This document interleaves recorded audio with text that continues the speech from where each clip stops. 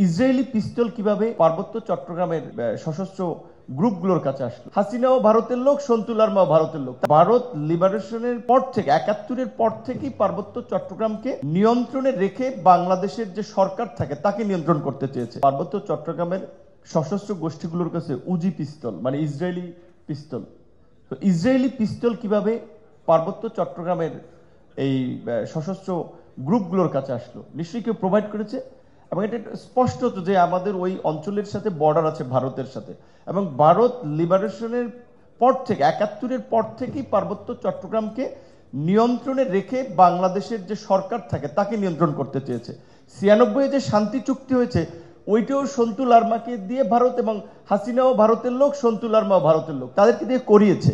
So ওই পার্বত্য চট্টগ্রামের সমস্যাটা শুধুমাত্র দু একটি ঘটনা কেন্দ্রিক নয়, এটি কিন্তু একটা জিও পলিটিক্যাল প্রবলেম আছে। এইটাও কিন্তু আমাদেরকে মাথায় রাখতে হবে। এবং পার্বত্য চট্টগ্রাম তো ভাই বাংলাদেশের কোনো বিচ্ছিন্ন পার্ট না, বাংলাদেশের স্বাধীনতা সার্বভৌমত্বের একটা অংশ।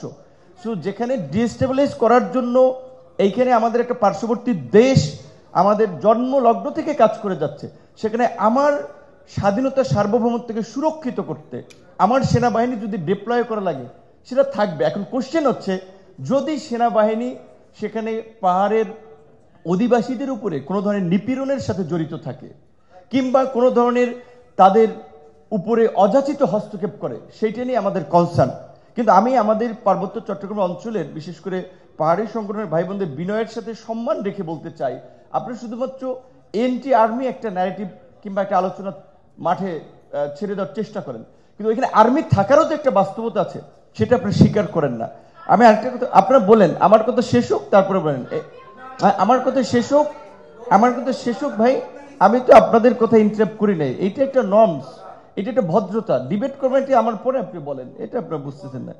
সেকেন্ড একটা কোশ্চেন, এক বোন বলেছে আমার উপরে, ইয়েস এটা ফুললি আর্মি মোটিভেটেড একটা অ্যাটাক ছিল, আমরা জানি।